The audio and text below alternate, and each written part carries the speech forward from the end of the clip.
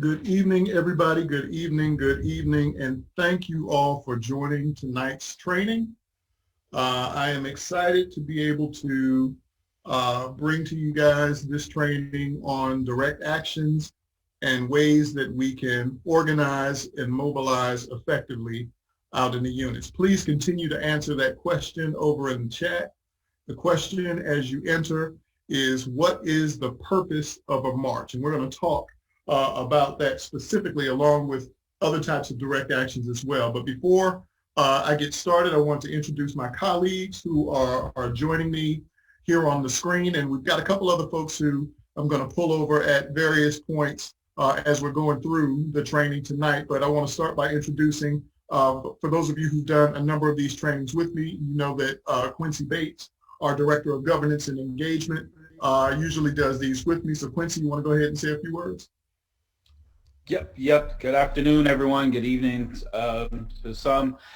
Thank you all for joining us again for another direct action training. My name is Quincy Bates. I serve as the governance and the Director of Governance and Engagement. Tonight I will be monitoring the question and answer box and curating a series of questions that we will lift to Kevin at the conclusion of today's training. If you have questions, please be sure to put them in the question and answer box and not in the chat. Questions in our chat box tend to get lost as we have so many comments and people checking in and just having dialogue. So please put all questions in the question and answer box, and we'll get to those at the conclusion of the training. Thanks, Kevin. All right, next up, I want to introduce another of my colleagues, Ms. Myles Jackson. She is our Director of Advocacy, and as we go through this training series, I'm doing the trainings on direct action and mobilization. She's going to follow that next month with trainings on how you would do specific issue area campaigns. So, Sister Jackson, you want to say a couple words? Yeah, that's me in real life. Hi, everybody. Good evening. I'm Myles Jackson. I am Pontiac, Michigan, and I am the Director of Advocacy. So you'll be seeing my face soon when I'm all put together. Doing advocacy, issue-based advocacy training in a couple of weeks. So I can't wait to see and meet you all. And I will be looking at the chat to make sure that I'm able to answer your questions, and also make sure that the upcoming trainings are accessible to all of your needs. So nice seeing everybody, and continue to be safe out here. Okay, and ladies and gentlemen, this is a special honor and treat of mine, just because our movement is intersectional and our movement is international. And, you know, I want to, it is a thrill of mine to be able to introduce you to a colleague of mine, someone who I've had the opportunity to work with. He started and now currently runs the only national civil rights organization in Australia. A young fellow by the name of Tim Lasordo. And Tim, if you are there, I'd like for you to just come on and say a few words to everybody. Hey, thanks, Kevin. It's really lovely to be joining live here from Australia in Melbourne. I'm very grateful for the opportunity to talk to you all. I have deep respect for the work that Kevin and the rest of the NAACP does as such a critical part of civil rights infrastructure in America, and I don't have to tell you how urgently it's needed right now. So I work at Democracy in Colour. It's a racial and economic justice organisation led by people of colour. And whilst I'm in another country, our challenges share similarities. The continent known as Australia is all stolen land. There are many Indigenous countries and nations that are on the continent of Australia and have been brutally colonised over many centuries. And we have a big issue with police violence as well. Just last week was the 30-year anniversary of the Royal Commission into Aboriginal Deaths in Custody. So it's been 30 years since there was this landmark investigation into how police brutality affects First Nations and Black communities here. It's been 30 years of inaction. None of the core recommendations from that Royal Commission have been implemented. And 30 years later, there have been more than 470 Aboriginal deaths in custody with no conviction. So nobody's been charged for these deaths.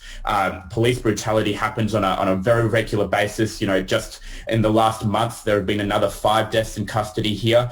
And so my heart really goes out to you and everyone at the NAACP and African Americans and everybody who's struggling with the cancer of white supremacy, especially in the States right now. I've been watching the news with a very, very heavy heart.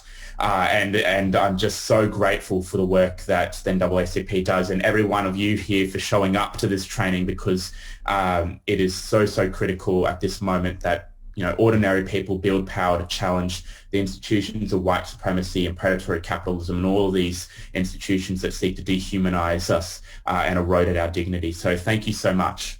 All right. And Tim, I hope you can hang out. I don't know what time it is over there. I know it's like a 14-hour difference. But please hang out if you can. Ladies and gentlemen, Definitely. I'm going to get started right now. I will be talking kind of quickly, but the reason I'm going to be talking kind of quickly is there's a lot of information that I want to cover. You will get a recording of this video, so you'll be able to go back and reference it later, but there's a whole lot of things that I want to make sure that I cover, so I'm going to go ahead and jump right into it. There are parts of this that will be interactive, where I'll be asking you all to go ahead and respond to questions in the chat like you did with the first question. But we're going to get started on what exactly do we mean when we say a direct action. And it's important that we all speak the same language. One of the things that has started to happen with increasing frequency is we use terms to mean different things. So we talk about, you know, somebody says, well, I'm a community organizer. Well, we don't all have a common definition on what that means.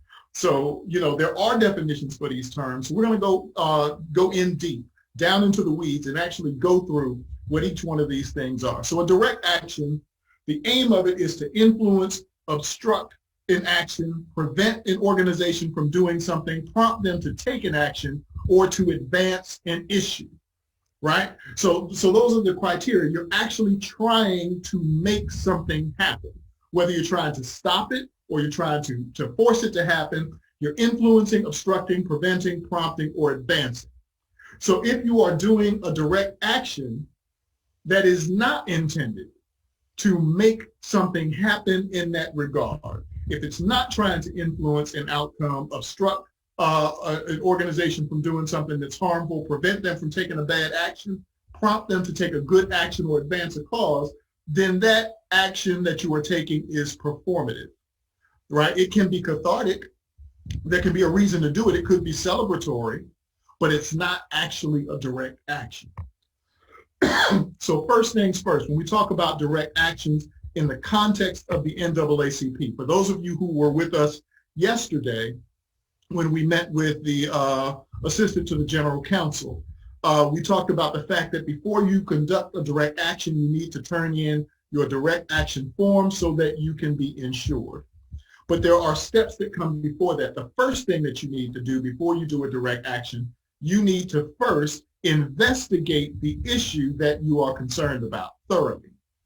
Once you have done a thorough investigation of the issue that you are concerned about, you need to present that to your executive committee. They should pass a resolution in support of the action that you want to take. That should be sent to your state conference. Once that has gone to your state conference and you have received their approval as well for the direct action, then you submit your direct action request, and that direct action request then triggers the national office to provide insurance, which indemnifies you when you do your direct action, right? But don't make the mistake of trying to get out there and do something really, really quickly. Like I talk about in the executive leadership training, never sacrifice substance for speed. All right, always take the time to do a thorough investigation and investigate both sides. Ask all of the questions, right? So that you know that when you step out there, you have a firm understanding of the issue, you know the pros and the cons. When you propose an action, you know that your action is designed to actually get results, and you run it through your executive committee and the state conference and the national office through your direct action request. The next question is, are you going to be organizing or mobilizing? And we tend to use these terms interchangeably, but they are not interchangeable. They are two entirely different things. Organizing is the process of building a shared consensus. It is the process of aligning views with a group of people that creates a durable coalition that can be used through multiple phases of a campaign. You build a shared platform, you prioritize what your interests are, you get everybody aligned. Mobilizing is what you do when you are moving quickly. It allows people, you come up with an event, you come up with a singular act, and it allows people to demonstrate their concern with their presence. Or maybe you're asking them to do a single action. You want them to go out and register people to vote. You want them to, do some phone banking. You want them to, take one of those quick actions, a specific task, sign a petition. Those are mobilizing actions, right? Equally important, but different. And the reason why it's important that you understand the difference between organizing and mobilizing is because when you are mobilizing a group, that group really can only be counted on for a singular act. And we're going to talk about why that is. But you cannot mobilize quickly, build up a large contingent of volunteers and people and interested parties, and then try to take that same group through multiple phases of a campaign. That group is going to fall apart when you start moving to different phases of the campaign if they have not been organized, which takes a lot more time and it takes a lot more effort. Now I'm going to talk about change models. And some of you, this is a review because we talk about this at length when we go through the executive leadership training. But for those of you who are not familiar, the Beckert-Harris change model is one that I recommend because it's simple, right? If you want people to do something and you want to power past their inertia, you start with dissatisfaction or anger. People have to be angry enough to want to do something. That presupposes that they understand the issue well enough to know why they should be angry. Remember that, all right? And once they have that dissatisfaction, you have to marry that dissatisfaction with a clear vision of a preferred future. What is it that you're trying to do, and get everybody aligned on what it is that you're trying to do. And it may have to be some give and take because it needs to be something that everyone shares. Then once you have everyone who is passionate and angry enough to want to do something, you marry that to a vision of a preferred future, then you connect that to the first steps. And that's enough to get everybody organized, power past their inertia and their resistance, and you can take them through a multiple phase campaign. Organizing requires all three. Mobilizing does not require all three. You can mobilize people just with dissatisfaction. Just because people are angry enough to want to do something, that is enough if you need to act quickly to say, hey, you know what? There's a bill going through our legislature. We need people to respond. If people understand the issue well enough to know why they need to be angry about it, you can mobilize them and have them reach out to their legislator. You can have them send a letter to their congressman. You can have them, join your phone banking effort or one of those things. But just understand that once you've done that, if you then want to transition into, say, a legislative advocacy campaign, you are going to have to re-recruit. Because if you try to count those bodies as a part of that team came together because they were dissatisfied, but everybody didn't agree on why they were there. And that's a phenomenon that we will call splintering, right? And I want you guys to take a look at this picture. This was a rally that was held in Denver. Shout out to all of the people who are on tonight from the Denver branch. You guys did some great work. And this was a mobilization effort. But what I want you to take note of in this picture is a great visual. But inside of this crowd, there were people who wanted to defund the police. There were people who wanted police accountability. There were people who wanted to see the police officers lose qualified immunity. Then there were also police officers. There was the chief of police. There were all sorts of people who were a part of this coalition who did not have shared priorities. They didn't all have a shared vision on what the preferred future was, but they were angry enough in the moment about something specific to take a specific action. So yes, you could call them together, and if you needed to make a showing, you needed to show your displeasure in the form of a march or a protest, you could do that in that single action. But this group, as pictured right here, cannot be transitioned into the group that's going to go to the legislature to go fight to remove qualified immunity. Everybody doesn't agree on that, right? You have to do those additional steps to get everybody to that point, and organizing takes time and it takes methodology, and we're going to talk about both. I want to talk about some lessons from Louisville. And Marnice, I just want you to see with this slide, I heard what you were saying, but lessons from Louisville. If you guys remember, after the murder of George Floyd and all of the tumult and the killings that were taking place at that time, the killing of Breonna Taylor seemed to fall away from the national spotlight, right? It was there, it was horrible. Everyone was aware of it, but people started to lose sight of what had happened. Now, you could not have brought it back onto the national spotlight with a simple mobilization effort. You could have had a march for Breonna Taylor, and the march would have come and gone very, very quickly. What our colleagues over at Until Freedom did very well, in a way that I want you to take note of, is that they actually spent the time doing an organizational campaign. It was real community organizing. That required that a group from that organization literally moved to Louisville. They stayed in Louisville for weeks. What did they do while they were there? They had a series of trainings. They had a series of workshops. They had a series of events. They had all sorts of things so that they could get everybody aligned around a common vision. So when you're doing movement building, it requires democratized decision-making. You've got to communicate very well and very frequently with everybody. You need an organizing structure so that you can decide what it is you're doing and what it is you're not doing. And you have to have legitimate community buy-in. When you have those things, if you remember, they built a coalition on the ground in Louisville that was able to stay together through all of the different twists and turns and the comments that came from their attorney general. They were able to keep everybody together because they did an excellent job, not of mobilizing, but they did an excellent job of organizing. So the question for you when you're in your branch is, what type of campaign should you choose? Because they are not interchangeable. If you use the wrong type of campaign in response to an effort or to an issue, in the best case, it's going to make you look disconnected. In the absolute best case, it will make you look disconnected. But in the worst case, it will make you look self-serving. Not because your heart is not in the right place, but because you are using a tactic that is designed to evoke a certain response from the community, and that's not the response that you're looking for. All right?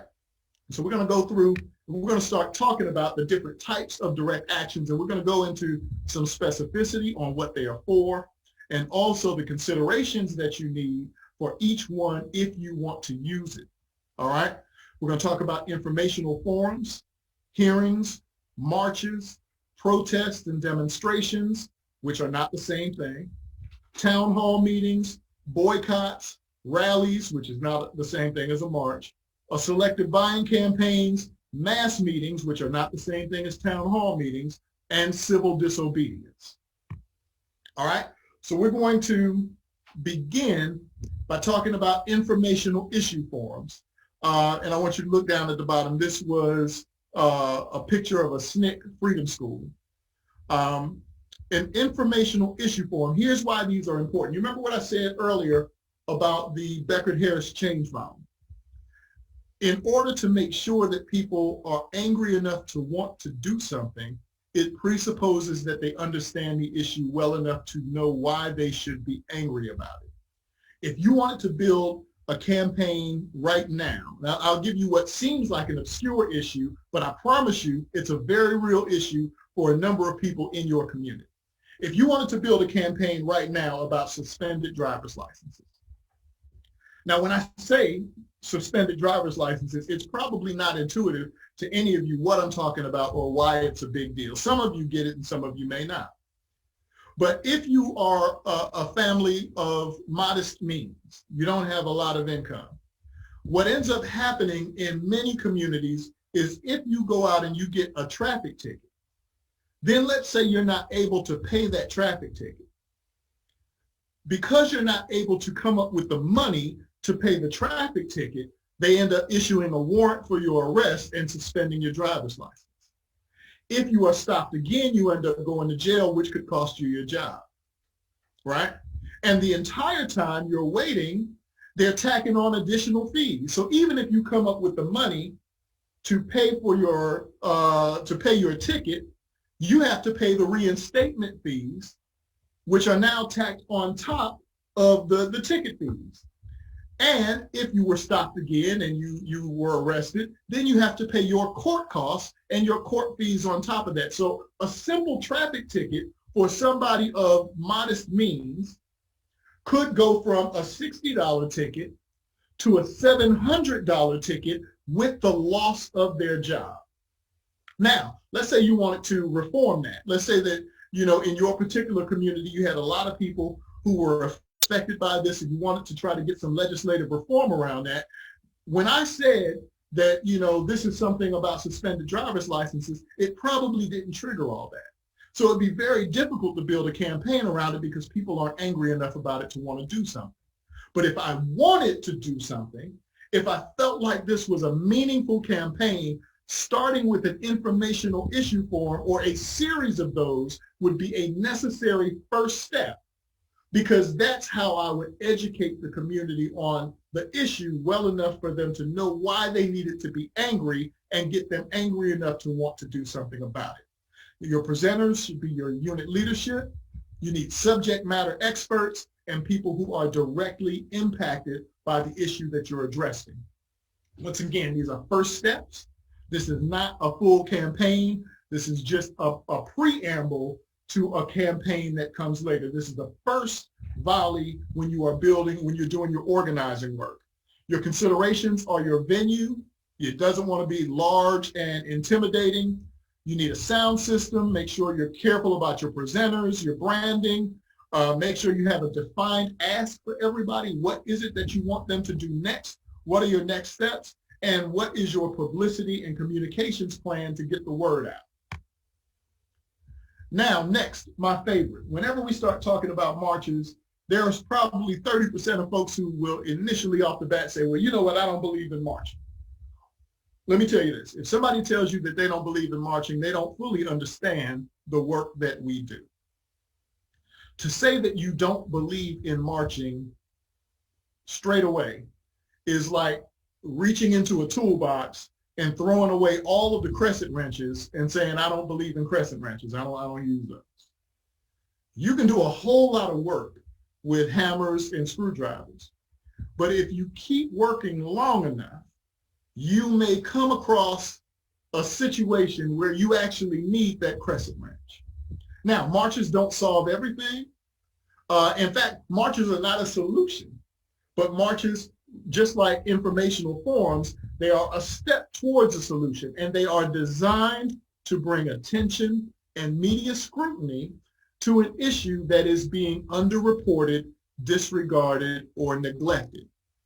Now, some of you in the beginning, you referred to marches as a protest. We're going to talk about protests also, because you can do a march that is also a protest. And I want to check and see if my buddy is on here, Gerald Griggs.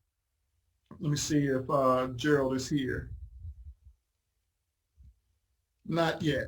But Gerald Griggs, who you can see in the picture, is one of the best in the game when it comes to holding a protest march. A protest march has some facets and some features that are different from an ordinary march that we're going to talk about when we get to the section on protests. But the purpose of a march is it is designed to bring attention and media scrutiny to an issue. It is the equivalent of turning on a microphone. You know, people say, well, we had a march, and then what? Nothing happened. Well, the purpose of the march is not to be the solution. The purpose of the march is to create the platform from which you can explain what you want to happen next. When you have the march, the press shows up. When the press shows up, they come up to the organizers and they ask you, so why are you here? That's what you are driving for. That is what the purpose is for. You have your signage, you bring the issue out to everybody, you get it on television, and you get that platform created, you get that interview, and then you can speak to the issue and you can make it appear on people's agenda when they did not intend for it to appear on their agenda.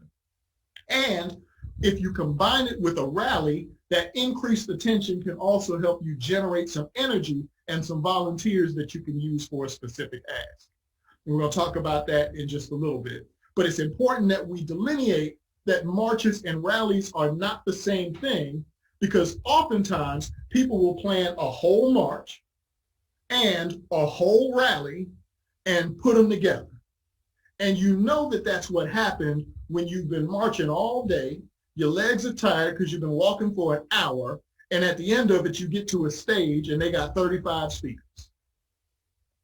And because they got 35 speakers, everybody starts going home in the middle, and you don't even hear what they brought everybody out there to listen to, right? That's from taking two separate events and trying to marry them together into one event. But we're going to talk about all that stuff in a little bit. I know I'm moving fast, but I promise you, once you get this video, you'll be able to go back and review it. All right.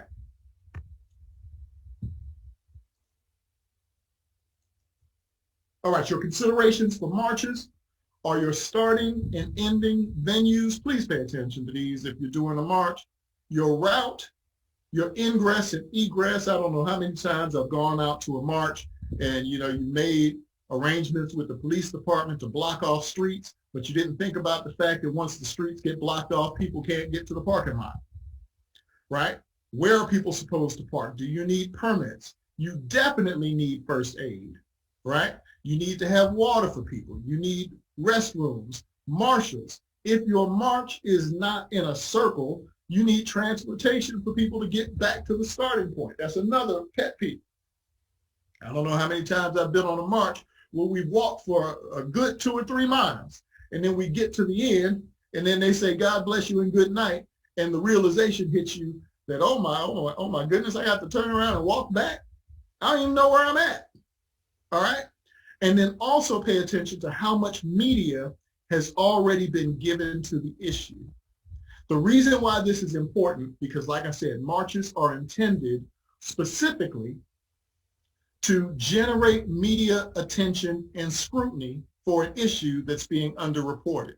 If you take an issue that is widely reported, it's all over the news, everybody's talking about it, and then you go out and you plan a march to publicize something that is already quite public, people will look at that and look at you and remark to themselves, oh, they just trying to be on television.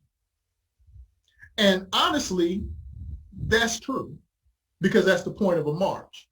That's not what was in your spirit when you set it up, but that's an example of using the wrong technique at the wrong time, right?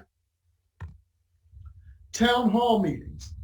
This is a type of event that is done very often, but not done very well very often. The reason why town hall meetings can be problematic, and I want you all to go ahead and you can put this information into the chat. I'm going to ask you a quick question. I want you to respond in the chat. Let's say that the police, there's an issue and the police shoot somebody in the community, right, that was unarmed. And when they do that, your branch decides, or not your branch, but some branch decides, okay, you know, we're going to have a town hall meeting. We're going to bring everybody together. We're going to have the police chief come. We're going to have representatives from the police department and the mayor. They're going to be up on the stage. They're going to talk to the folks in the community, and they're going to hear from the people in the community. Can you all in the chat tell me whether you think that is a good format or a bad format? Right? I'm going to have a town hall meeting. I'm going to invite the police chief. I'm going to invite the mayor so that they can hear from the community. Is that a good format or a bad format for an issue that has just taken place, a sensitive issue where people in the community are very, very hurt, feelings are hurt, and all that good stuff? All right? But what town hall meetings are designed for, and what they do exceptionally well, they are designed to take a well-publicized incident that's happened and leverage it so that you can broaden the conversation to see how large or how widespread that issue is in the community, right? So let's say in that same example, the police have gone out, they shot somebody who was unarmed, but you talk to a few people in the community and you find out from the folks in the community that there are stories floating around that this kind of thing has happened before. The other cases didn't get the media that this one got. Maybe they're even exchanging the names of specific officers. I know some communities where, you know, you've got specific officers who are legendary, right? Because there's so many stories floating around about that particular officer, but you find that stuff, but all of those other cases did not get the media attention of the big case that's before you. You can use the publicity from the big case, call a town hall meeting, and invite people in the community to come share their stories about the things that have happened to them. And in so doing, you can document how widespread the community is by creating the platform in which all of those stories can get the attention that they did not get previously, right? Where people go wrong with town hall meetings, like I said in that example, where you invite the chief and you invite the mayor, then you have some obligation because you invited them to try to keep it all civil, and you want to try to tell people, you know, we're not going to make any accusations. You're going to try to police how everybody speaks. When people come to a town hall meeting, they are not coming to hear you. They are coming to tell you how they feel, and they are coming to relive what was often one of the worst experiences in their lives. Town hall meetings are emotional. Town hall meetings will get heated. That's part of the structure of a town hall meeting. You want people to share those stories, and those stories are painful. There is no polite, genteel way for you to do it, right? And you don't want to put yourself in a situation where I'm angry because the police department has done something to my loved one. Then when I come to the town hall meeting and I want to share my story, I have to listen to a lecture from the police chief, and then you as the community organization are policing my speech and telling me what I can and I can't say, right? That's not the way that you want to do it. So you want to make sure if you have a town hall meeting, make it a pure town hall meeting. Allow people to explore how they actually feel so they can tell you their real story. Everything that they tell you is not going to check out. Every story is not going to be legitimate, but you want to get them all on the record. Then you can go back and investigate which stories checked out, which stories had great information, which ones you want to follow up on more, right? And then you can document it. So when it's time for you to move to the next phase of your campaign, you're not just talking about a single issue or a single police officer, but you can go in there and you can say, this is a widespread issue. Maybe you want to get a pattern and practice investigation started from the Department of Justice. But now you have the grounds to do it because you're walking in there not with one well-publicized issue, but you're walking in there now with 10 issues, 12 issues, and the family members who can verify. Does that make sense? Your consideration for town hall meetings are venue. I've had an issue with a town hall meeting right after Trayvon Martin down in Sanford, Florida. I believe our Florida State Conference president, my other mother, Adora Obi Enwizi, is on the call tonight, And ladies and gentlemen, for those of you who do not know Madam President Nweezy, I will say this to anybody, she is one of the best who ever did it. But we were down there and we had a town hall meeting. This was right after it happened. But the church that we had chosen, we underestimated how many people were going to come inside of the small town of Sanford and want to share stories. So everyone couldn't fit inside of the church. That created an additional problem. Why? Because people are already heated. They're upset about the main issue, and they're coming because they have their own issues and they want to share the worst day of their lives. So the people who were kept outside were already very, very angry people.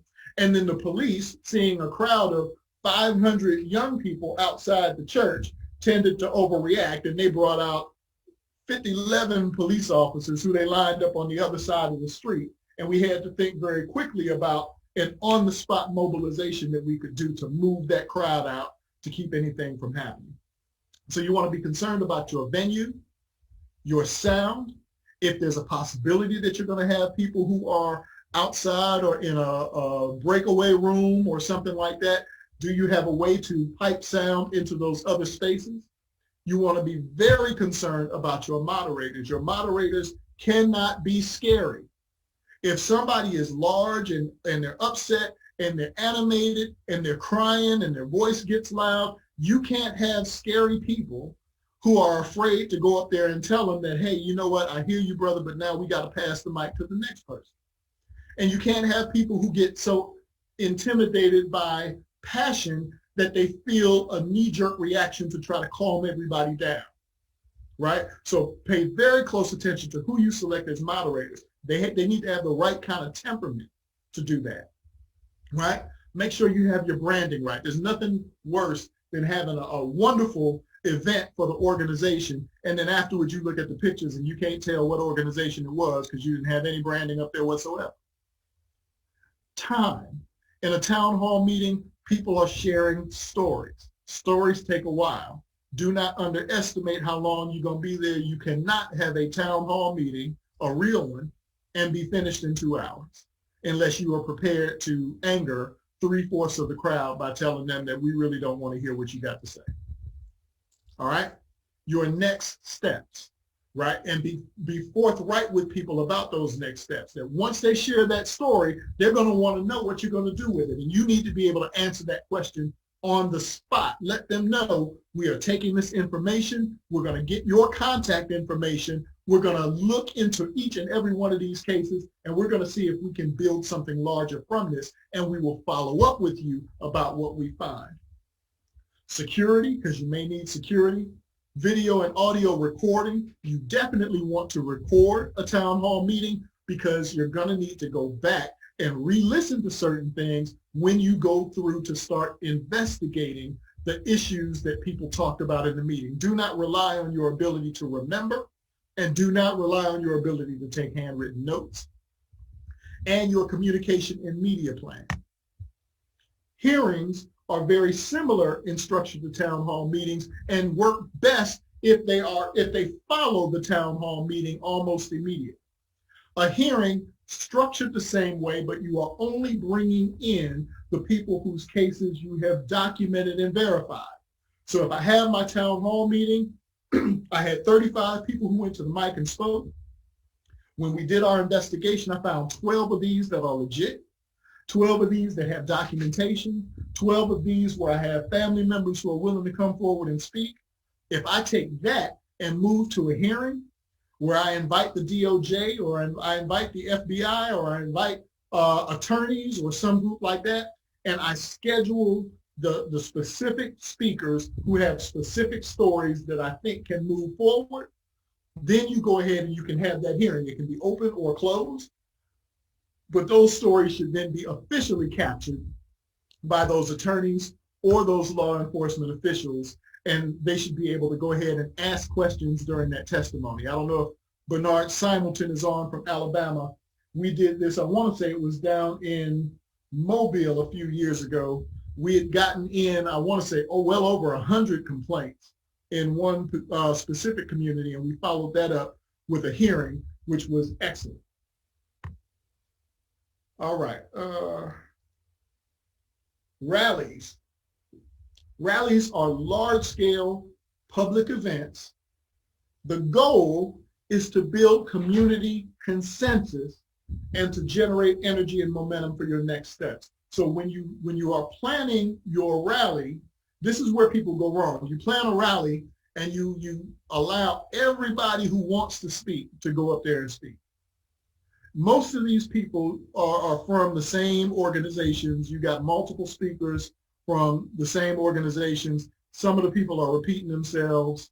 They don't have constituencies who they are bringing to your issue, right? So if we go back to the earlier issue that I talked about, this is just for example, let's say I've done my informational forums. We've documented that, you know what, we really do have an issue here in our community. There's a significant number of people. And you know, if you live in one of those communities where you see grown men, you see 35 and 40-year-old men riding on bikes, yeah, you have the same issue. So, but we've done the informational forums. We've got people who are animated about the issue. We've done a town hall. We know how many people out there. At least we've got a good representative number of folks where we've got stories. If we did a rally, the purpose in the rally would be to invite speakers from different organizations and different constituency groups who could invite their constituency groups and their organizations to the rally, and then we all share common themes. So all of the speakers, we don't have to repeat each other, but all of the speakers go up and you are making the same asks of all of your constituent groups. So instead of this being our organization's campaign, what you want is when you leave that rally, if you had 10 organizations up on that stage, you had 10 organizations echoing the same ask and speaking directly to their groups. So now at the end of the rally, if it's done well, it's no longer just your group that's speaking. Now it's all 11 of y'all. Does that make sense?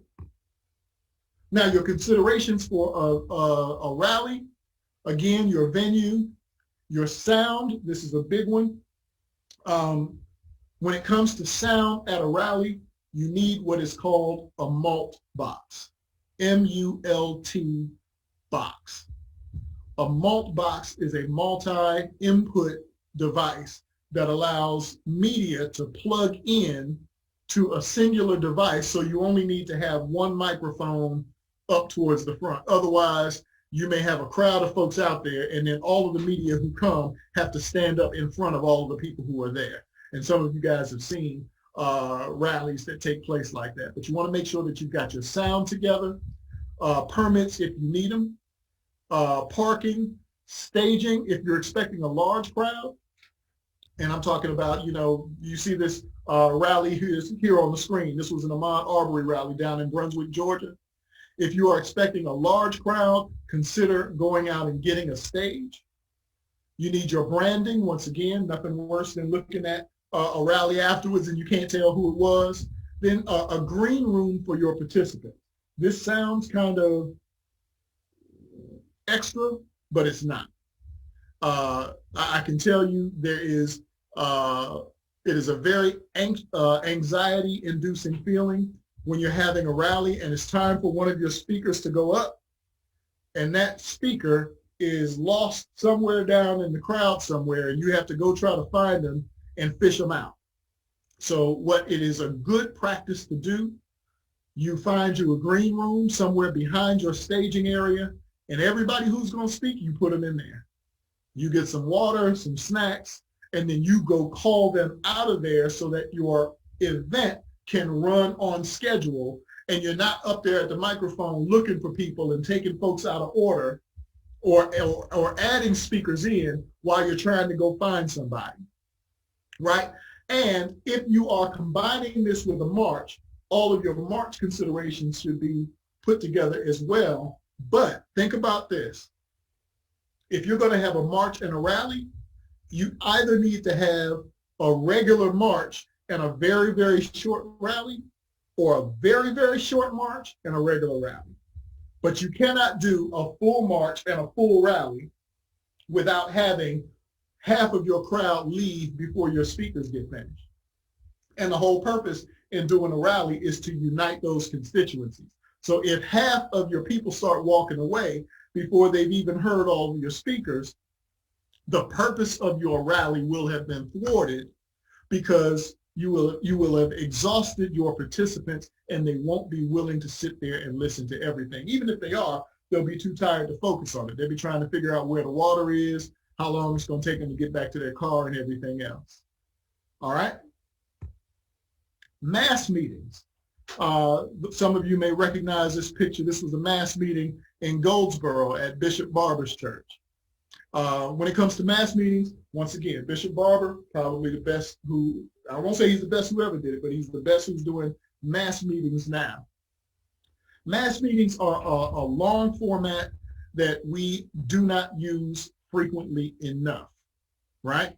They are a large-scale, issue-based event that you can use when there's specific information that you need to get out to the community and you need them to act on it. So in very much the same way we talked about informational forums at the beginning, which are smaller, more intimate, where you can go ahead and give people that information on why they need to be angry. If you need to move this process and you still need to inform the community, you need to get everybody on the same page, but you need them to act on the information, a mass meeting allows you to do the educational piece and the mobilization piece at the same time. Now these, unlike some of the other ones, unlike a rally where you've got multiple speakers from different organizations, a mass meeting is organization driven, right? You're not going to have a lot of presenters because you need a main speaker who can go up there and make the argument and sell the community on what it is that you need.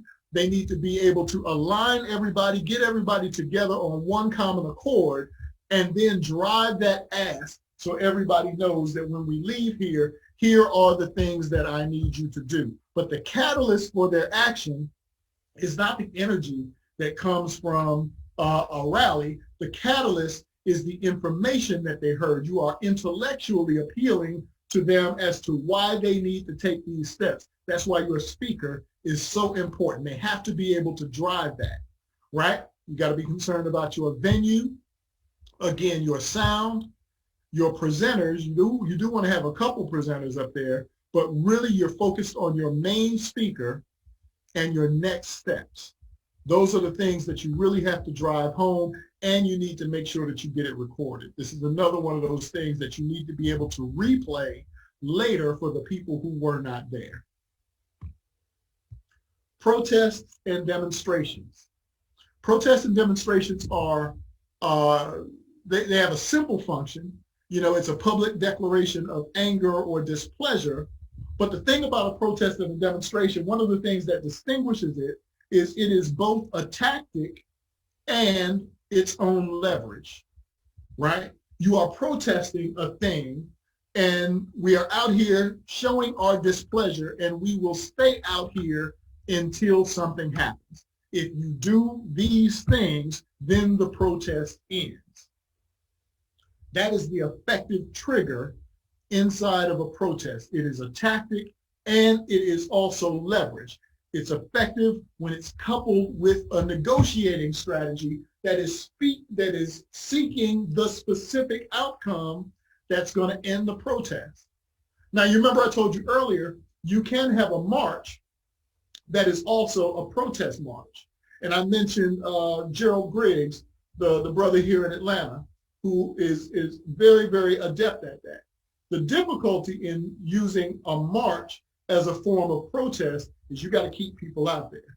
And for those of you who remember the case of Rashard Brooks, the young man who was killed at the Wendy's here in Atlanta, Brother Gerald Griggs, not only did he organize a march around Rashard Brooks, he actually was able to keep everybody out there, and they marched for 34 consecutive days. Every single day, he brought hundreds of people back out there to march over and over until the city specifically responded.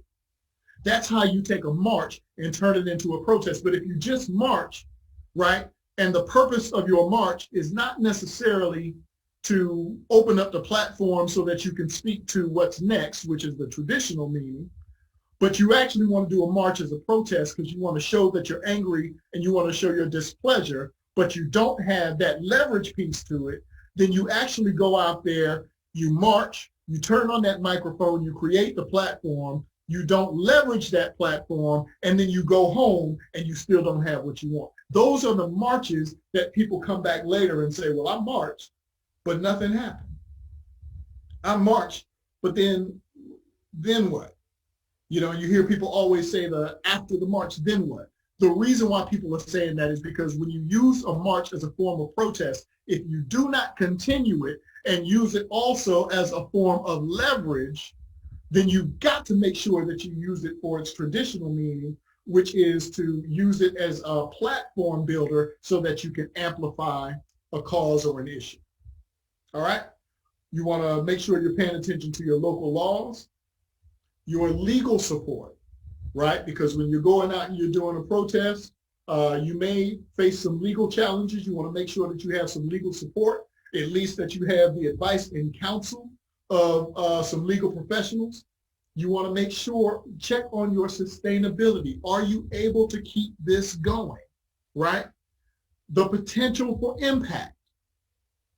Your signage. What's important about your signage is your signage should not be all over the map. If you're out there and you're doing an actual protest or a demonstration, I know it's one of the things that's in vogue right now is you have a large gathering and everybody makes their own signs. The problem with everybody making their own signs is you have no idea what they're out there talking about. And the organization who you are protesting doesn't necessarily have to respond if there's 100 of you out there and only 6 of y'all have signs talking about their wages. And everybody else got signs talking about something else, right? So you may want to go ahead and invest the money to purchase common signage to make sure that your message is consistent so that nobody can be confused about why you are out there or what it is that you are trying to change. All right? Then also your security and your insurance. And how do you get your insurance? By filling out that direct action request.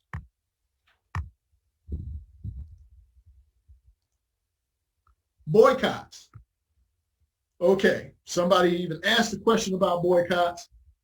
So, want to hear it? Here it goes. First of all, any and all boycotts require prior approval of the National Board of Directors, right? Boycotts are one of those things that people go to immediately mentally.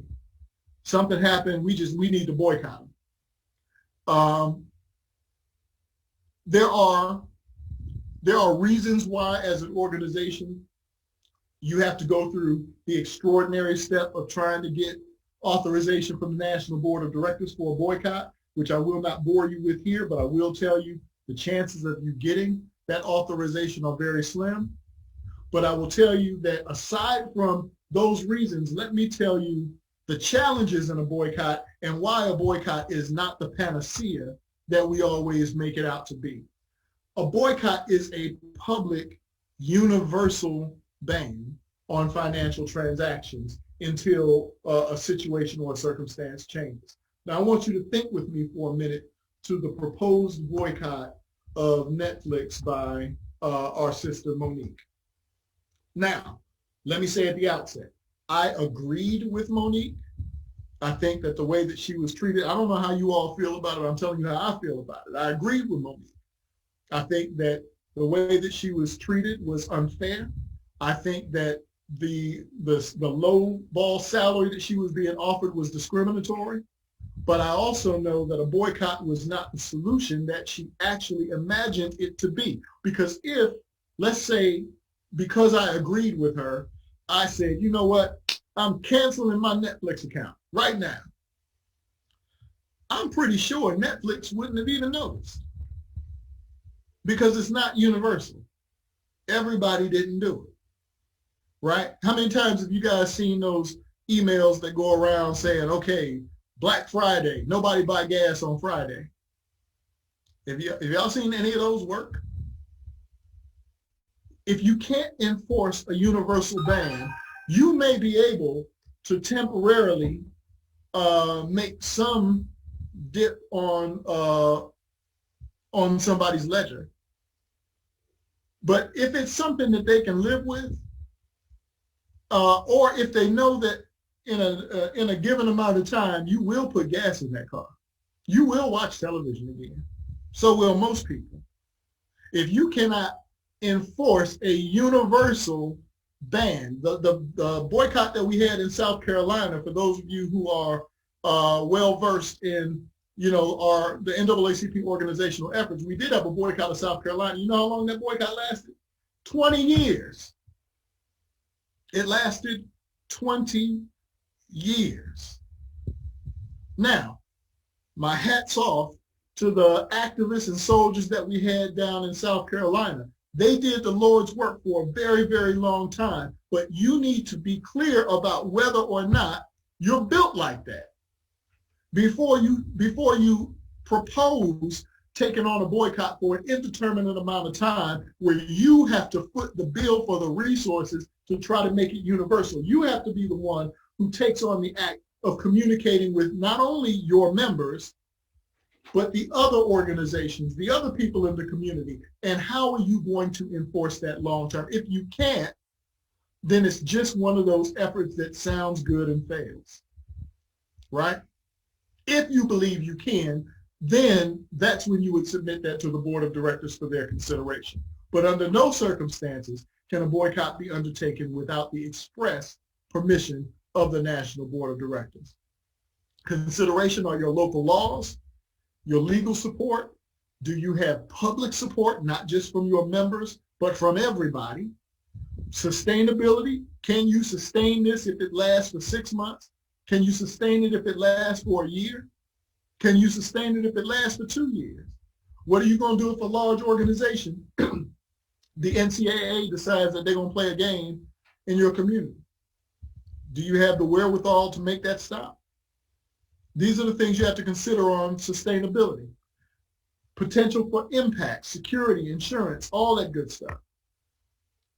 Now I want to switch and talk about a selective buying campaign. Selective buying campaigns are not the same thing as a boycott. This is something that is almost equally effective, but it also is sustainable. This is a very, very old technique that NAACP units have been using since our inception. Sometimes they call it an informational picket. And what it is, instead of you going out and saying, okay, nobody go to Piggly Wiggly anymore, you just say, okay, if they have some business practices that are harmful or discriminatory to people in our community, we are going to have an informational campaign to publicize what those bad practices are so that people can make decisions on where they want to spend their money. Conversely, maybe you've got a store or business who's doing some excellent things that are very inclusive or very, very helpful to the community. You can do a selective buying campaign. It doesn't have to be negative, but you can do a selective buying campaign to publicize what they're doing that is particularly helpful or particularly inclusive. But it is an informational campaign which you can sustain over time, because your lift is not trying to literally convince everybody, regardless of what organization or agency they belong to not do a thing. Your lift is, as an organization, can you just continue to put out the educational or information to people in the community? Can you continue to inform the community over time? And that's something that is sustainable, right? Considerations also: local laws, legal support, public support, sustainability, what method you're going to use to get your information out. Is it going to be public, or are you going to do it through some electronic means? Security, insurance, and again, authorization. Civil disobedience. And I put a circle around a guy down there that you all may remember from when we had this great idea to go and demand to speak with Jeff Sessions when he was seeking to be the Attorney General. And all of us ended up in jail in Mobile, Alabama, because he decided not only was he not going to speak to us, but he was going to declare that his very public office building would be private and that we would not be allowed to stand inside of it, right? Civil disobedience is the active and intentional refusal to obey an unjust law, right? It can effectively call attention to those unjust laws or effectively highlight selective applications of the law, right? So performative civil disobedience is when you are doing a civil disobedience action and your goal is simply to get arrested so that you can create a platform to speak about an issue. That's something that you could have done with a march. That's not something that you want to do with civil disobedience. That's not a real civil disobedience. Civil disobedience is when there is a law that is unjust.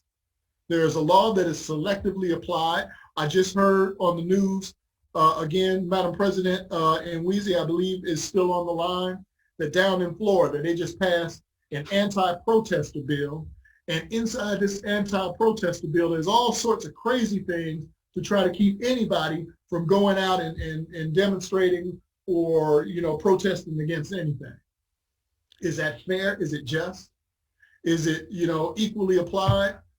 And if it's not, those are the type things that you want to consider if you were looking at doing a civil disobedience campaign. But there is no such thing as a civil disobedience campaign that does not come with risks, right? Real risks.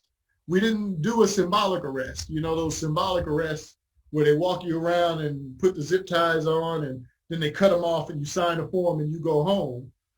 We were in Mobile, Alabama. We went to jail. We had to go to court. We had to get lawyers and come back for our court dates.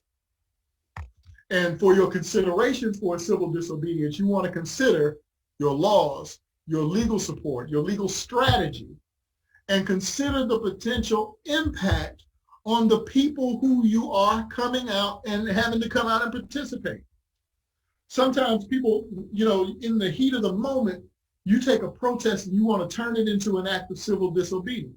Well, think about this.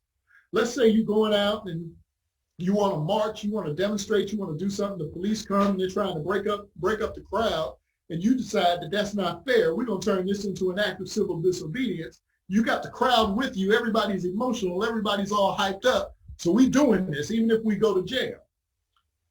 If you are the one who is leading this, do you know if the people who are in this crowd supporting you and following you, do you know if any of them have warrants? Do you know if any of those folks are on probation, if they're on paper? Some of these people may follow you and then you go get arrested. And then at the end of the day, you've got legal support, so you get out, but they've got some prior issue in their history and they don't get to get out. They don't get to come home. Do you have legal support for them?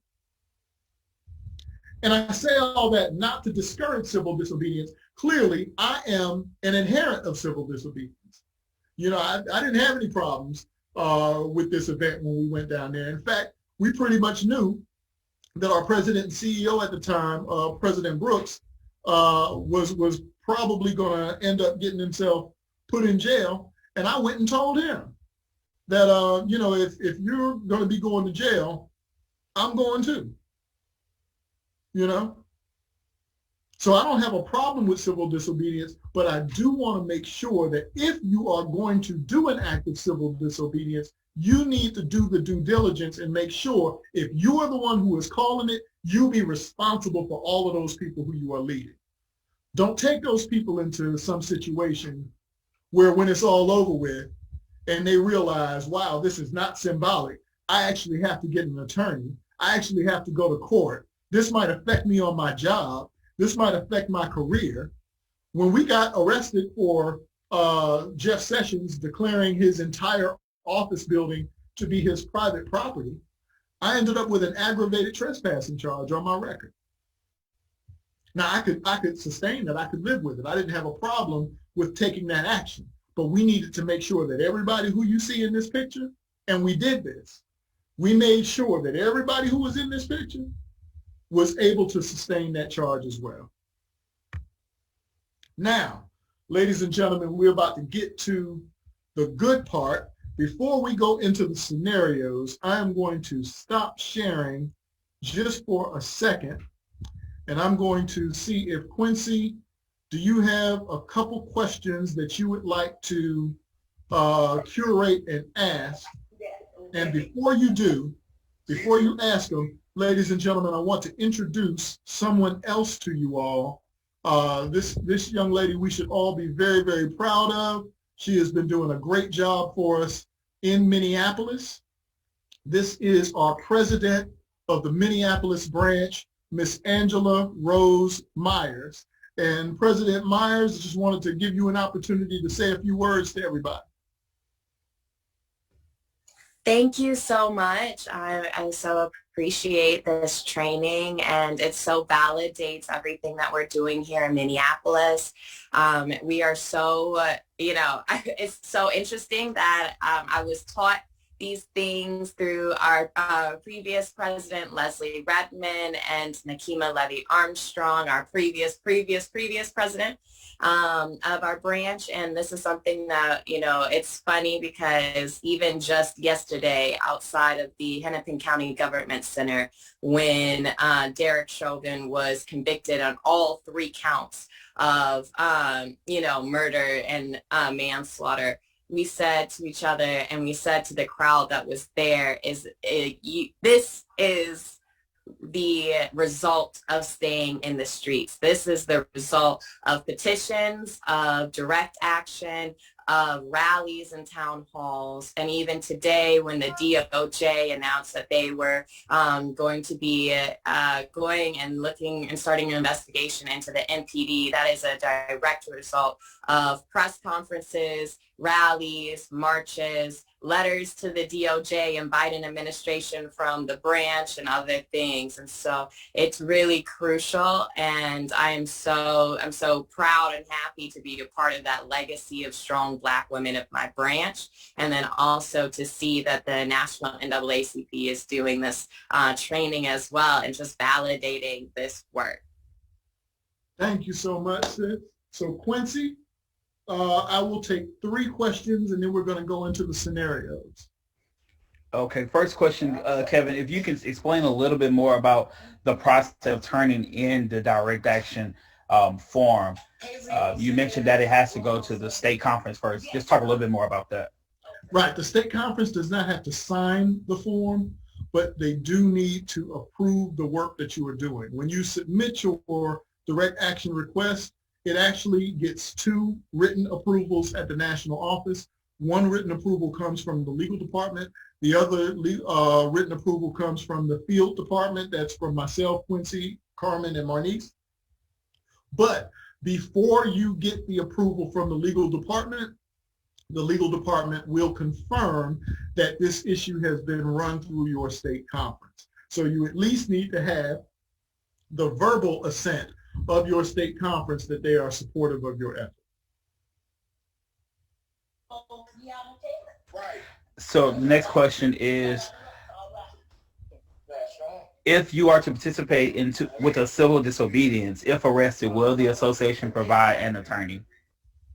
That is not what you should expect. You should not expect that you're going to do civil disobedience and the national office is going to provide your attorneys. You need to have a legal plan. You need to reach out to attorneys in your community. If your only option is to try to get legal support from the national office, then of course you would need to submit that entire plan in writing to the legal department in advance to find out if that was possible. But in most cases, let's say, and I'll speak for Georgia where I live. In Georgia, they passed a new set of rules that says that if you want to protest at the state capitol, you can no longer come inside of the state capitol and do it. You actually have to go outside, across the street, and then down the street a piece, and there's a little spot out by the parking lot, and all protests have to take place over there. If the Georgia State Conference decided that, this is unfair, we actually want to interact with our legislators, and we want to go inside and protest, they could do that. But the most efficacious way for them to do it would be for them to reach out to local attorneys, right, and get that local legal support. They would still need to get approval. They would still need to submit the direct action. However, if their intent would be that the national office would present it, that would create some additional issues, and the whole thing would have to come through the national.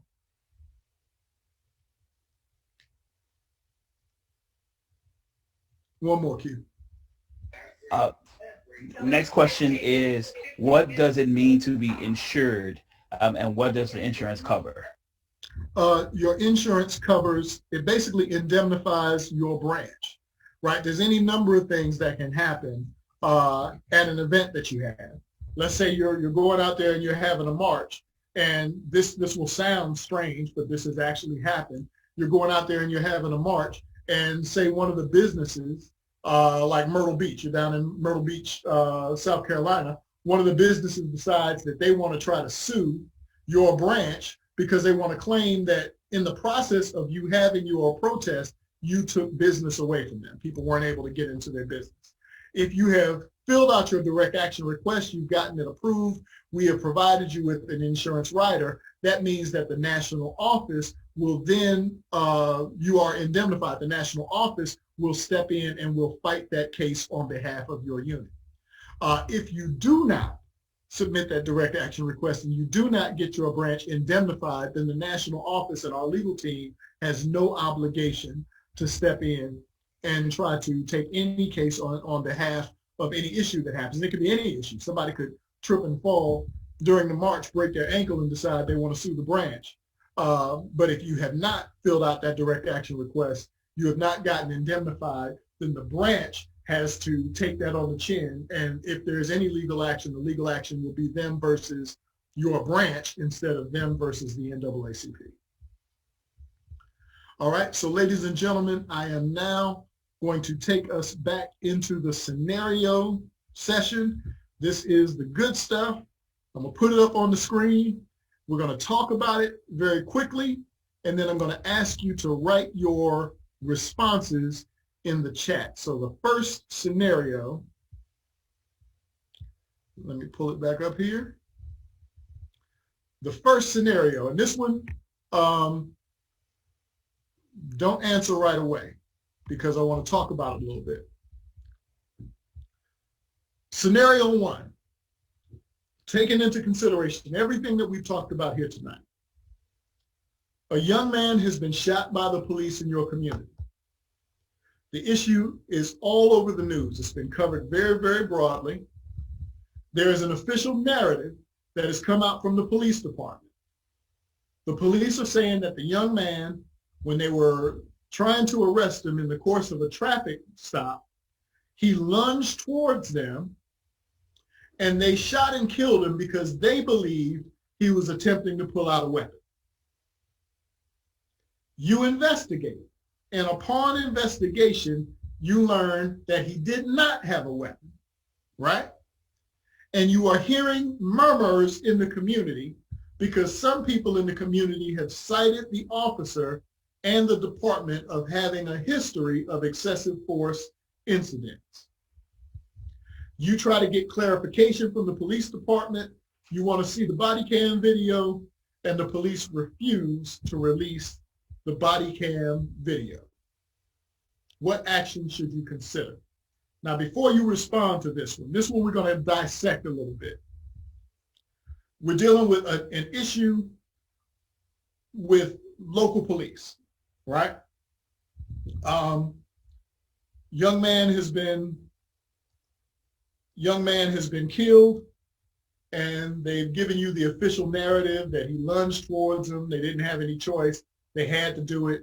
When you approach the police, they're probably going to tell you 99.9% likelihood that they are investigating it, and they can't give you any information during the course of the investigation. You're just going to have to wait and see what the investigation says. And a lot of branches will hear that and really believe there's nothing more that we can do at this time. We're just going to monitor the case. But I want you to look very carefully at this scenario, because this scenario, which is a common scenario, can actually be broken into three separate issues, right? The first issue is the fact that the young man was shot by police and you have the official narrative. This is an issue of police accountability. You want the officer to be held accountable. When they say that they are investigating the officer's action. They can't give you any information until they complete that investigation. That's actually true, but that's not the only issue here. The second issue is upon investigation, you discover that there are people in the community who say that this officer and this department may have a history of excessive force incidents. The third issue is the fact that the police are refusing to release the body cam video. Now, the third issue is a single issue. It's a quick mobilization. You can take the fact that people are angry and you can mobilize them to say, release the body cam video. That doesn't even require that you build a coalition, doesn't require that you do any organizing work. This is something that you can launch right away. The second issue about the officer having a history of excessive force incidents, well, that's a departmental accountability issue, because that raises the question, if you have an officer who has a history of excessive force incidents and he has been allowed to remain on the force, and now after having multiple incidents, he has finally gone ahead and killed somebody, that's something that you're not going to uncover in the police department investigation. That's not what you were investigating. We need to investigate the police department, right? So make sure that when you look at the rest of these scenarios, that you are taking the time to identify what are the critical issues inside of them. Some of the issues may be mobilization issues. Some of the issues may be departmental. Some of the issues may be police issues. Some are organizing, some are mobilizing. But you want to make sure that you are looking at all of the different avenues. Now, in this particular case, using this particular scenario, I'm going to stop share so I can see what's in the chat. What would you guys consider?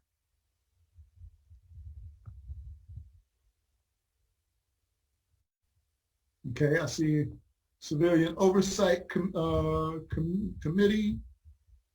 Look for the people who saw the incident. Get the executive committee involved. Contact local officials to get the background of the officers. Issues 1 and 3, March. Number 2, Town Hall.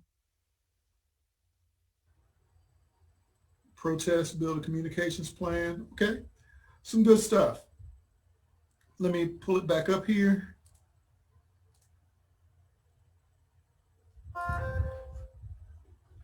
For number 2,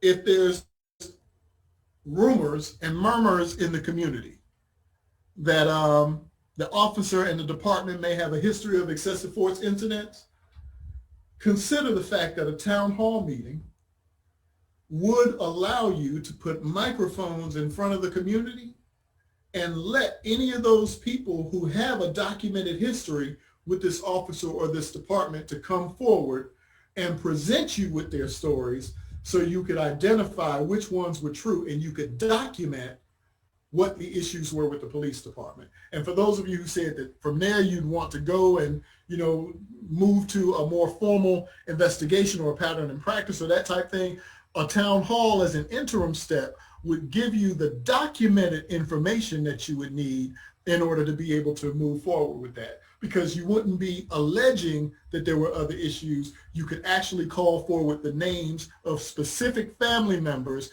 who could reference police reports, who could reference incidents, who could reference specific officers, and who could speak specifically to how the police department had handled their cases. And for those of you who talked about the body cam and getting with the family, absolutely. Absolutely. And that's one, not only could you do that one immediately, but you could do 2 and 3.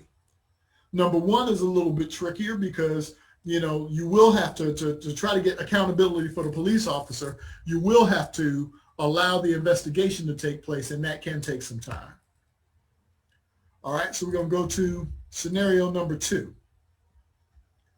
Your state is considering an omnibus voter suppression bill. This really applies to just about everybody here. I think there's 43 states right now that are considering these kind of bills. But your state is considering an omnibus voter suppression bill that's going to restrict third-party registrars. Those are groups like us. It's going to shorten your early voting. It's going to tighten your voter ID requirements. And it's going to change the rules for absentee voting.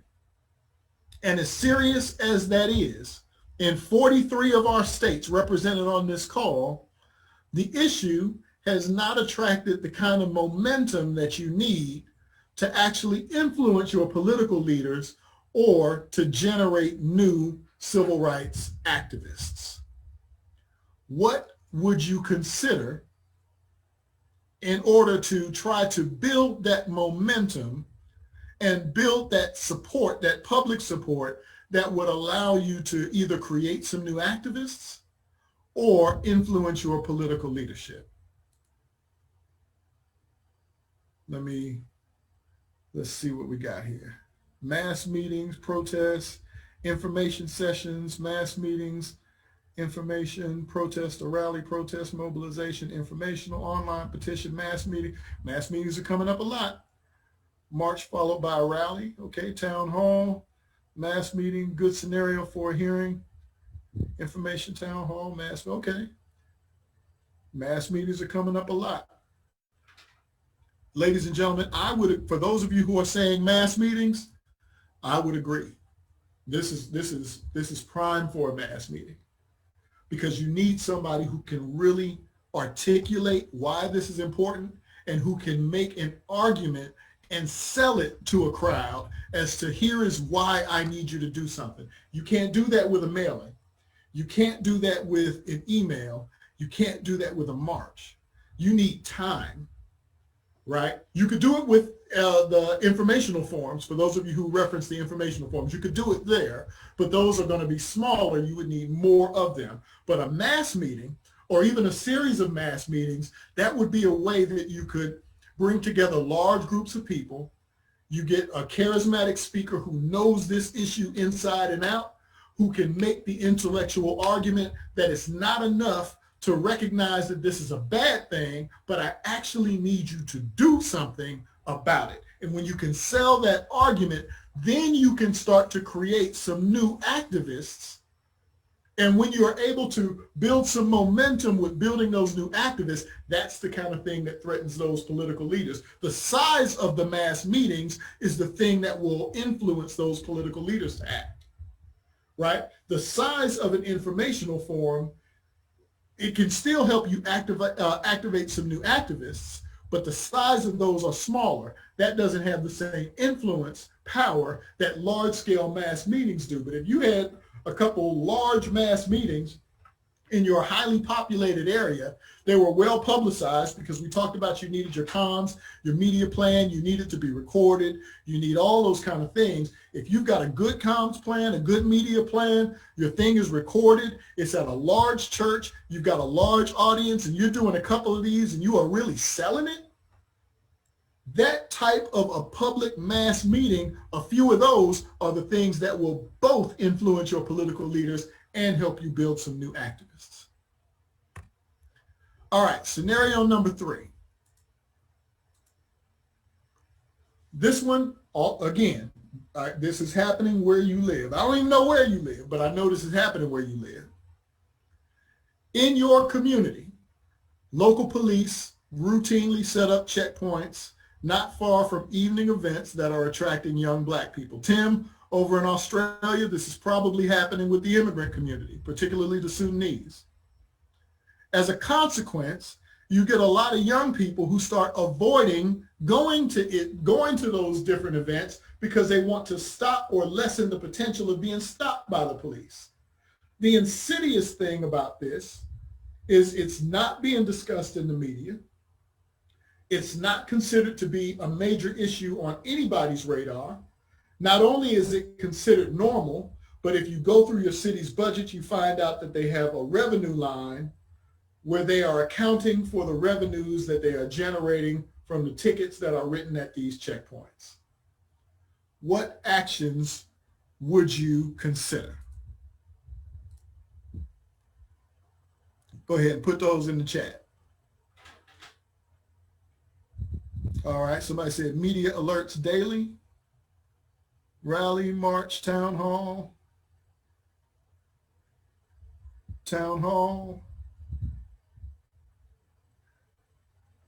Okay, mass meeting to draw attention, media blitzes, going to city commission to address the issue,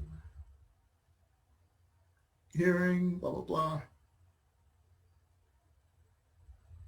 Okay, now let me tell you, I would not recommend that you immediately take this to the city.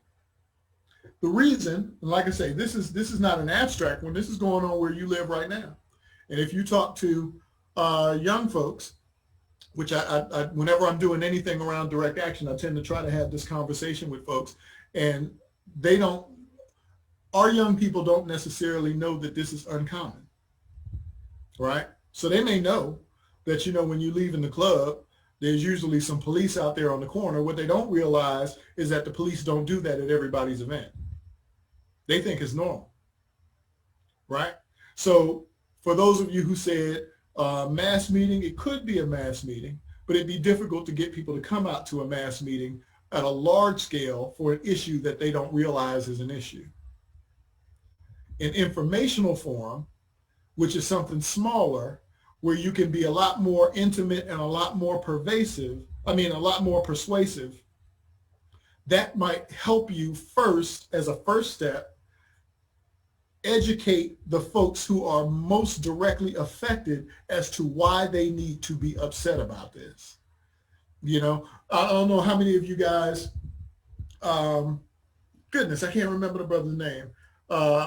Brother is a brother who used to do security for Region 5 here inside of the NAACP. President Glover, South Carolina President Glover, you know who I'm talking about, who was the law enforcement officer, used to do our security for Region 5, that is now the sheriff over in Mecklenburg in North Carolina.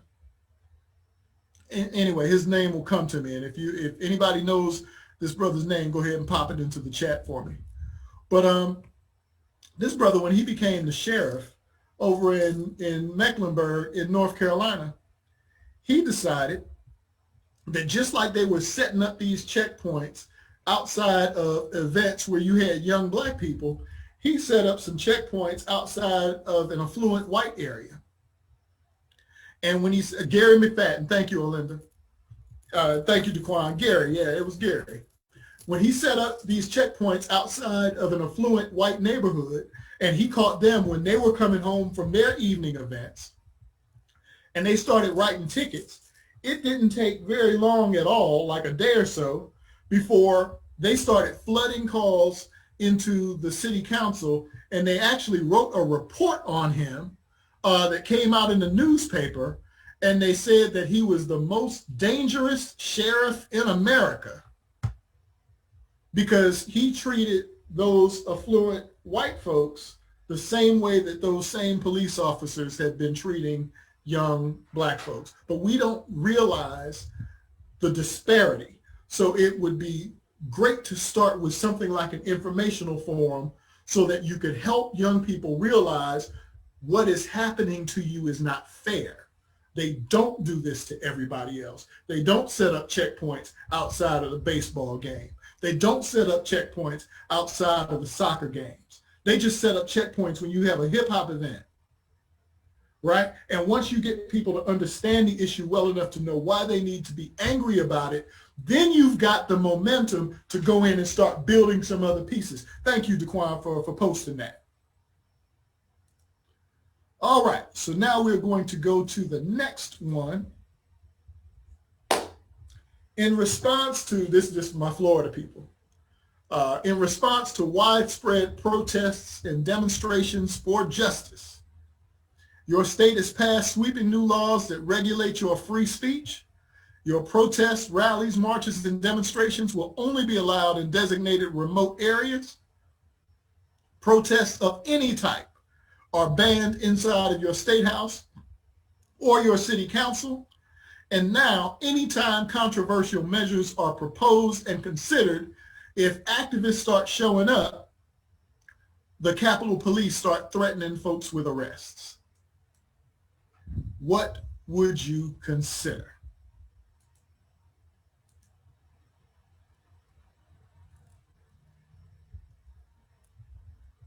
Anybody? Civil disobedience, protest demonstrations, civil disobedience, mass meetings, court challenges, march, rally, civil disobedience, legal challenges. Well, let me tell you all, legal challenges to be sure, but as my good friend David Honig said, and in fact, I think I'm gonna pull you over, David. This is the rare instance where an act of civil disobedience would be well warranted. You know, if you look around the country right now, I think there are 80 some odd anti-protesting bills that are making their way through legislatures. And at the same time, there are 80 bills going through legislatures to prevent people from protesting. There are 40 some odd states that are considering bills that will restrict your right to vote. So they're trying to pass bills that will take your rights away, and at the same time, pass bills that will limit your ability to say anything about it. They want to make sure that you can do nothing, that you cannot respond. You stay over there by the parking lot and let us attend to the business of stripping away your rights. In the event that you find yourself faced with something like that, that is the rare occasion where you may want to consider a direct action. Does that make sense? I know that sounds scary, but it is what it is. We almost done, y'all. Scenario 5, this is another good one. In response to a serious use of force complaint against a black teen, a police officer with a long history of use of force complaints, you find out that they were not terminated, but instead they were just quietly transferred to another precinct inside the city. And when you approach the police department and the city manager, they tell you that this is a personnel issue. They're not going to really discuss this with you any further. And as far as they are concerned, this case is closed. What actions would you consider? See a bunch of protests, op-eds, see one marches and rally, march, some protests. Well, ladies and gentlemen, this is one of those instances where that crescent wrench would come in handy. For those of you who are saying march, I would tend to agree with you. Now, there are no right and wrong answers to these, but I will share with you my thoughts. I think this is one of those rare instances where you do want to look at a march. Why? Because a march is used to generate media attention and scrutiny to an issue that is being underreported or disregarded. And in this case, if you've got an officer with a serious history, he's been doing this use of force thing all around the city, and the police department is just allowing him to keep moving around and doing it over and over, and you approach the police department, you try to resolve the issue, and they just clamp it down. You can't really generate a conversation about it because they're not willing to participate in that conversation. A march basically turns on a microphone. You march 500 people down the street to City Hall or to the police department, you bring the media with you. You bring the television cameras with you. And when they get there and they ask you, why are you all out here marching? What is it that you want? You have a unified message. We want to know that officers with long histories of use of force complaints are not just going to be shuffled around and moved from one section of our community to another, but we want disciplinary action taken against this officer. We have tried to have this conversation with the city, but the city is refusing to talk about it, and they expect us to take this lying down. You organize that march, You can do it as a protest. That's a little bit more difficult because you'd have to keep everybody out there until the city responded. But if you did it as a march, the march would give you the platform that would allow you to direct that media scrutiny to the police department in the city. Because when they leave your event and you guys are unified, you've got your signage, everybody is saying the same thing, you are clear about what it is you want, they're going to leave your event and then they're going to the city. And the city can play you off and tell you that, hey, we're not going to have a conversation with you. But it looks terrible when they do that on the news to the reporters. If the reporters start asking questions about why Officer so-and-so has beat up 15 people and you shuffling them around the city, they're not going to look at that reporter and say no comment. They're going to have to do something. That's one of those instances where a march can actually be beneficial to you. And this is the final scenario, ladies and gentlemen. This is another one. I don't know where you live, but I know this is happening where you live. You learn that your local grocery store, I'm not talking about the local big chain grocery store, your local Kroger's or your local Dillon's. I'm talking about if you got, and maybe it is, if it's the smaller ones, the large scale grocery stores come in 5 sizes. If you got a level 5, you got the one that actually sells clothes. Most of us in our community, you got a level 2, right? One of the small ones. It's not a super, like a super Walmart. It's a much smaller one. But if you learn that your local grocery store has been taking products that are nearing expiration from the white stores, when they get milk deliveries, the milk expires in about 3 weeks.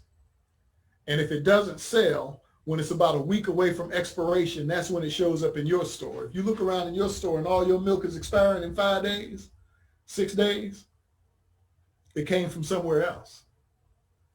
And if you learn that they are moving materials into your store to make way for fresh products on the shelves in more affluent communities, and all of you here may have had the experience of opening up a pack of hamburger right from the grocery store. When you flip it over, it's brown on the bottom.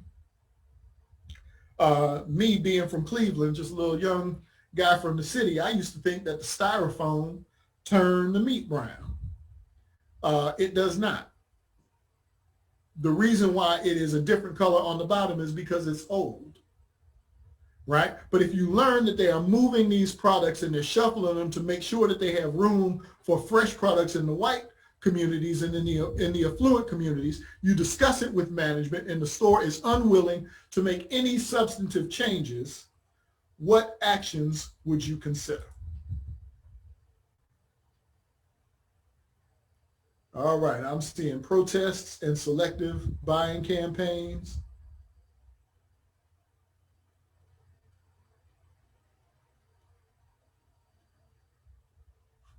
All right. I tend to agree with you all. I tend to agree. I would look at a protest and or a selective buying campaign.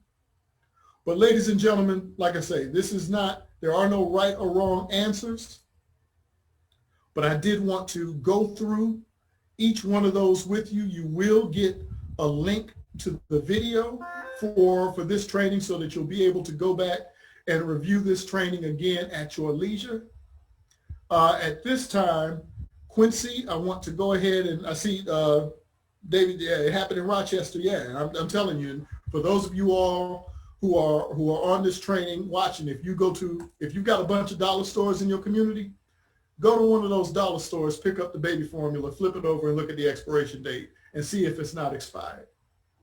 I bet you, especially if you got all of them, you got Dollar Tree, Family Dollar, Double Dollar, Dollar Holler, Triple Dollar, you got all the dollar store collections in there, go in them stores and flip over that baby formula and look at those expiration dates, and I bet you half of it is expired. All right? So, Quincy, if you want to go ahead, let's take 5 or 6 questions. Gotcha. When the request for direct action goes to the state conference for review and our approval, does it have to be approved by the entire executive committee, or is it just the president? We just need to know from the president. That's who we're going to check with, the state conference president. And it does not have to get written approval from the state conference, but we need to know that you are not planning some major direct action inside of your branch that you have not run through your state. So just have that conversation with your state conference president to make sure that they are on board. Gotcha. So the next question is, it says that we need clarity to units who are being approached by community members for legal assistance. The bylaws state that the units must obtain approval from the CEO and general counsel for specific matters, litigation, things like that. Do they have to receive approval from the CEO and general counsel before assisting people who are being evicted, people who are being harassed for protesting, etc.? You know what, David, do you want to take this one? If it's just helping a person that's been evicted and there's already been a comprehensive review that includes the Office of General Counsel of that activity, then no separate request is necessary. If it's to start a new campaign, which could result in resistance and potential exposure, then out of an abundance of caution, yes, the president and the general counsel should be asked to approve it, and they can choose to say that's not necessary, or yes, we approve it, or no, we don't. All right, 3 more, Q.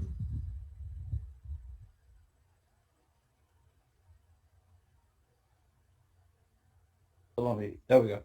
Next question is, when organizing marches, do we have to get approval for the route, and what is the best way to plan out a route? Yes, you do have to get approval for the route. The best way to plan out your route, let me tell you the thing that people often overlook about your route. Make sure that you have a staging area at the beginning that's large enough to hold everybody, even if you need to gather everybody and get them lined up over time. Make sure that you have a restroom somewhere nearby in that staging area. You know, people want to just say, okay, we're going to meet on the corner of this place and that place, and everybody going to meet there at 5 o'clock. Well, at 5 o'clock, you're going to have 1/3 of the people.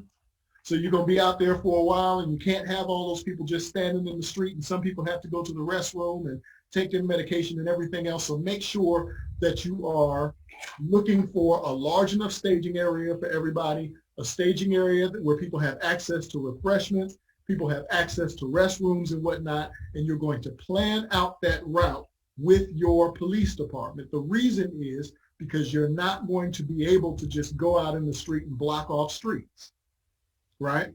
You need the police department to assist you with blocking off streets. If you wanted to do it without any permits whatsoever, you would have to do that on the sidewalk, walking 2 by 2, if the sidewalk is even wide enough for that, right? So yes, you do need to plan out that route. Make sure that you have all of the convenience things in the very beginning. Plan on staging no less than 30 minutes prior, even though it seems very simple. I promise you it is not. So plan on having everybody in that area for at least 30 minutes, and look for a route that's going to circle back and get you back to where you began. Because if you walk everybody, like I say, 1.5 miles out, and then your march is over, everybody's got to try to figure out how to get 1.5 miles back. And that's not fair to people, especially older people who came out because they wanted to support you. Well, next question is about rallies. Should you host the rally before or after the march? And can you reiterate what type of speakers should you have at your rallies? If you have a rally in conjunction with a march, it should be after the march.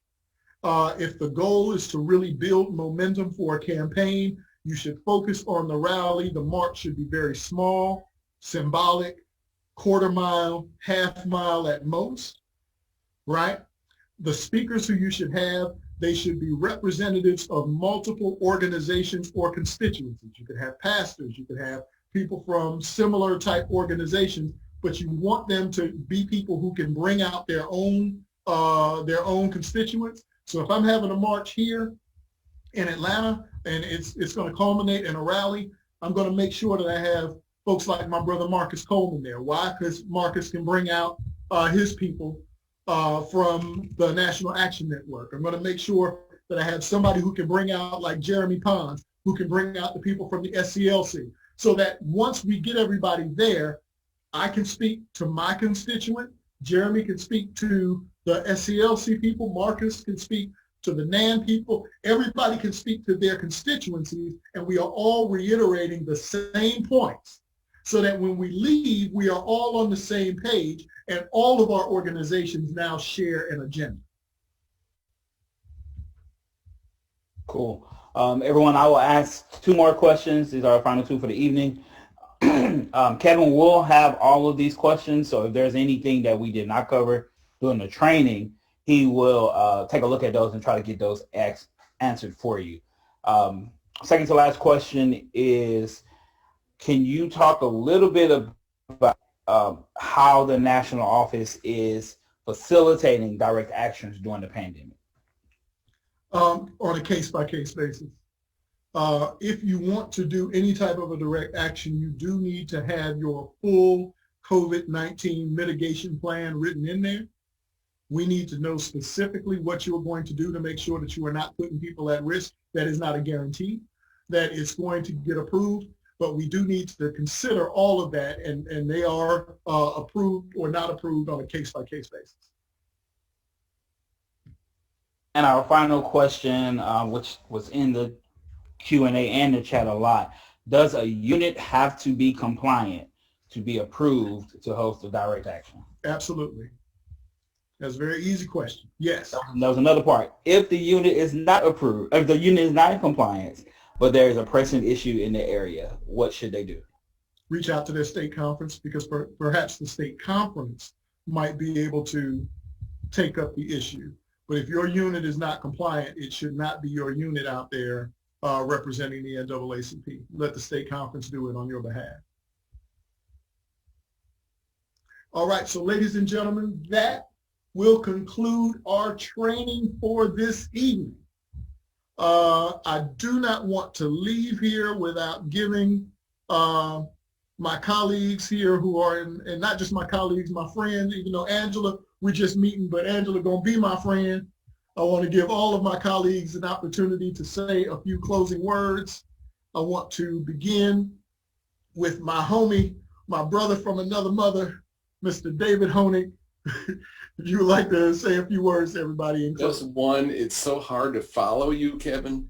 But there's one theme that links all this together. It's so that people will watch whatever the strategy is, whatever the delivered result is, and think they made it look easy. It should be like watching ballet. There may be 200 people on the credits in a movie that look about ballet, but at the end of the day, that person will make it look easy. And then they'll say, I can do this too. And when they go home, they'll do it too. But they'll be sure to have doctors, nurses, insurance people, lawyers, bail posters, sheriff's deputies. That all falls on the NAACP because we're the largest organization. And if no one else is doing it, we have to assume in advance it'll be us, and we'll do it right. All right, next I want to go to my new friend, President of the Minneapolis branch, Miss Angela Rose Myers. Do you have any closing comments for everybody? This was fantastic. I would say, always think about the demand and then follow a strategy with what that intended outcome is, going to be. And so if the intended outcome is truly you want to push a local official or a board or something, think about how you can make sure that that board actually knows what's going on, that local official actually knows what the demand is, what you're pushing them on. Also, if, maybe protesting outside their house might not be the answer, but maybe a petition or a public, having people attend a public hearing and might be. So, those are the different strategies where you really have to be outcome oriented and your strategy has to fit the outcome. All right, David, I see you. I'm so happy to see someone from Minneapolis here because that city has been the leader from years and years back in the development of civil rights protections. The mayor of Minneapolis in 1948 wrote the statute, a local ordinance, banning discrimination in housing, public accommodations, and education and employment. And it was a criminal statute. If you discriminated in those things, you went to jail for 30 days. That was the first such statute in the nation. He later became Vice President of the United States and, of course, got the 64 Act and Voting Rights Act and all of that through. But it started in your city, and here we are again, starting in your city. Yes, and actually the Minneapolis NAACP, we were chartered in 1914, and actually Nellie Stone Johnson, a Black woman from rural Minnesota, was an advisor to Hubert Humphrey. And also we just lost another vice president, Walter Mondale, who was from Minnesota. And so that was one of the things that she pushed for very hard. We also have the first anti-lynching bill of its kind was established in Minnesota in the 1920s. Unfortunately, that anti-lynching bill was not renewed in the 1980s, but these are some things that the NAACP has fought for and continues to fight for. And Minnesota, it's still a battleground for seeing the outcomes. We have a lot of progressive white liberals who have a good, progressive policies, but it's really pushing them to make sure that for our people, the racial disparities and racial inequalities end. And of course, the murder of Black people is put to an end as well. Yeah, it's big shoulders you're standing on. Wow. All right, ladies and gentlemen, now I want to pass the mic to my colleague, Miss Marnice Jackson, who you will hear in the next series of trainings, the continuation of this series when we move to issue-based advocacy. Marnice?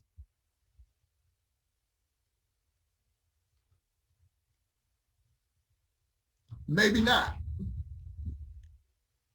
Okay, well, we are now going to move to Quincy Bates, who has been my partner through all of these training series, making sure that we are getting all the questions answered. Quincy, you have any closing comments for everybody? Yep. I will just say to everyone, thanks again for joining us today. I see there's still questions in the chat about when you will receive this